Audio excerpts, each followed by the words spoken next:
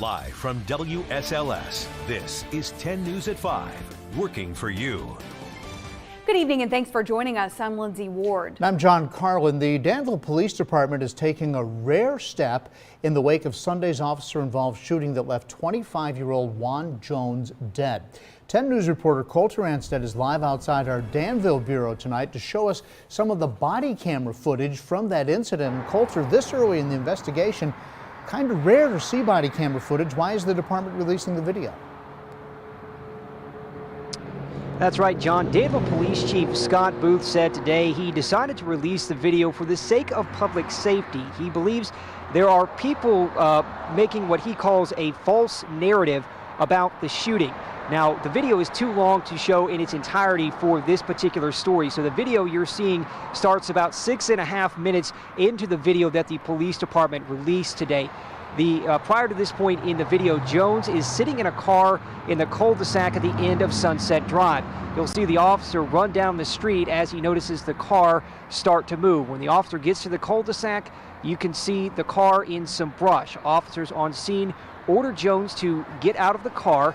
He does. He gets out and stands next to the driver's side door of the car. They then order him to show his hands and to not reach for anything. When he doesn't comply, an officer attempts to tase him, but according to the police department, one of the taser prongs gets caught in the brush, so the taser is ineffective. A few seconds later, Jones then turns towards the officers and simultaneously raises his arms in what you could argue is a manner that suggests like he would be raising his arms if he had a gun.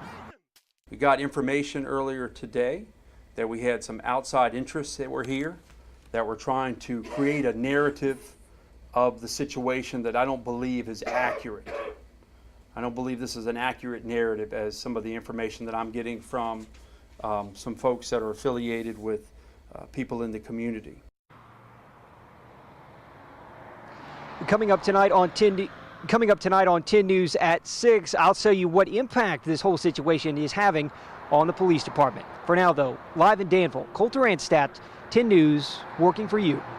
Now to breaking news in Roanoke. Police and federal authorities are on the scene of a deadly shooting on the Blue Ridge Parkway.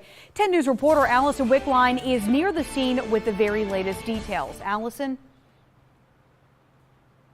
Well, we are on the parkway right near milepost 112, and you can see behind me they have the road completely blocked off. Traffic is being rerouted all the way down to milepost 121. The Park Service has confirmed that one man is dead after the shooting today.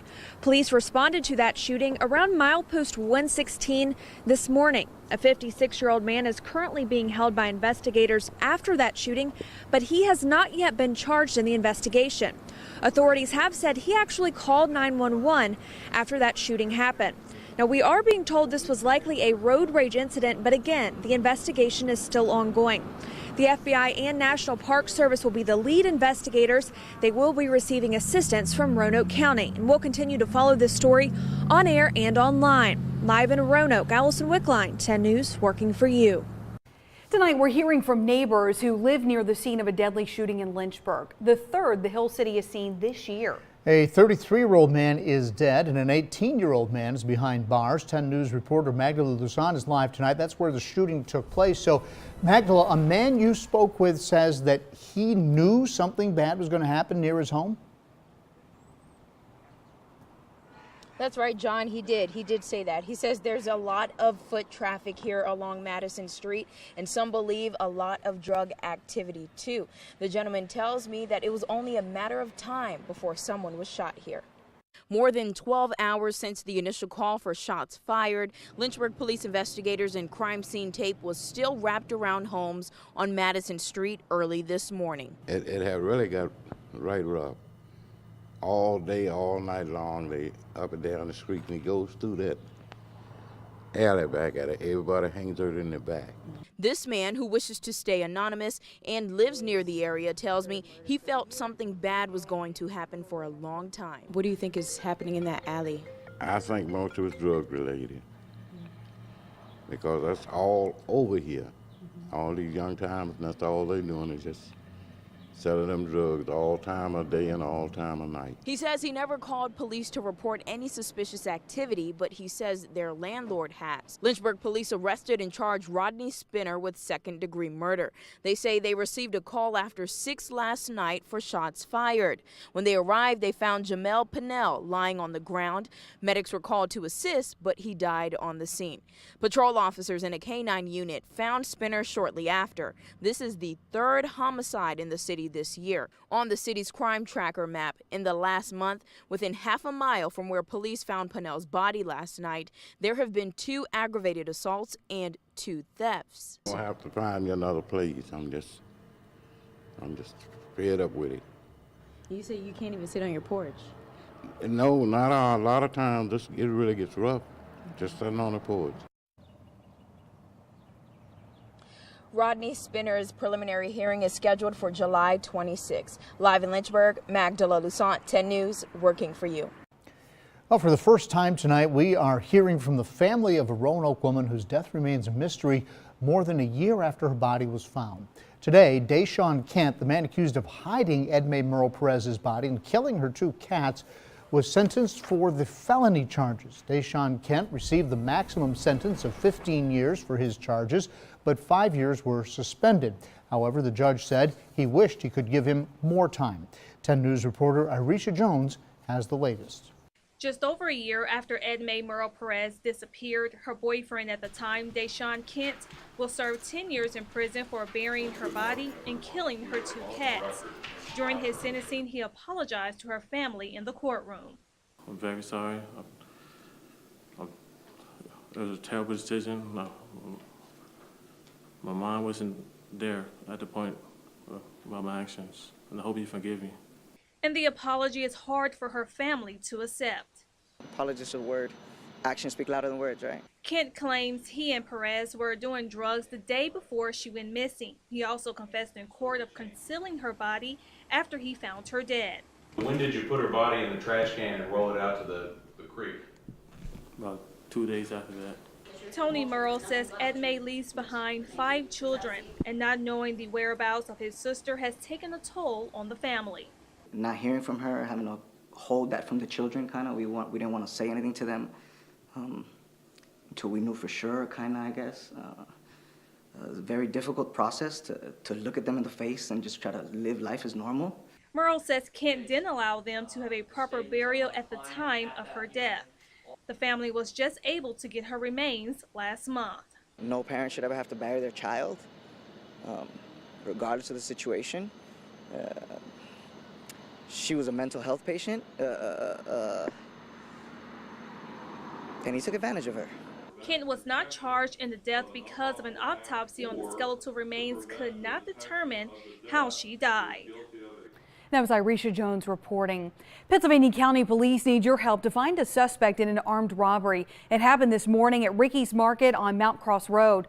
Police say a man reportedly entered the store, showed the clerk a gun, and took an undisclosed amount of money. If you have any information, you're asked to call police. A Danville man is facing charges after police say he barricaded himself in his home. Last night, officers were called to a home on Southern Street for possible domestic assault. When they arrived, officers say the victim said her boyfriend, Corey Smith, had hit and threatened her. Officers tell 10 News the man was talking to them in the beginning, but shut the door and barricaded from the inside. There were 3 children in the home with him. Negotiators were called to the scene asking Smith to surrender. Police say he eventually leaned out a window to yell at them, and that's when he was hit with a taser. Police were able to enter the home, arrest Smith, and get the children out. They were unharmed. That Roanoke dog attack 2 weeks ago that injured 2 people left the dog's owner partially responsible or partly responsible, and police have charged him this week with 3 misdemeanors. Animal control workers say that there are important guidelines that people need to know to keep their dogs and everyone around them safe. 10 News reporter Tommy Lopez spoke to animal control workers and has more live in Roanoke. Tommy, what they say? The animal wardens are emphasizing the importance today of dog owners keeping their pets under control. Gruesome scenes like the one that unfolded here on Campbell Avenue on March 29th don't happen often. but there can be consequences for people that don't follow the rules. It is city law in Roanoke, inside the city limits, for dog owners to have their pets on leashes at all times. Animal wardens say that it can be dangerous for dogs to be off leashes, even if the owner thinks his or her dog wouldn't harm anyone. It's so common, you'll see it, downtown, walking in, suburbs. My dog's friendly, just let him sniff you. That is a horrible thing to do. What if their dog's not friendly? What if they're not comfortable around dogs? You need to put your dog on a leash. There's a non-emergency animal control number to call if you see a loose animal and it's not attacking anyone. Haynes says it's better if people do not get involved when they see a loose animal. They prefer if people give them a call and let them handle it. Live in Roanoke, Tommy Lopez, 10 News, working for you. Been outside today? Yes, I have. I love it. Looks like spring's finally sprung. Finally. Storm Team 10 Chief Meteorologist Jeff Panovich will be back with a full look at your forecast next. I think you're going to like it. And a reminder, 10 News is gearing up for 2 more shred-a-thons this month. We're partnering with Danville's Commonwealth Document Management to help you keep your identity safe. The first Shred-a-thon is April 23rd at the Christiansburg Shoals on Peppers Ferry Road. The other event is at the Shoals in Roanoke on Ferncliff Avenue on the 30th. Like last time, you can bring up to 10 boxes of paper.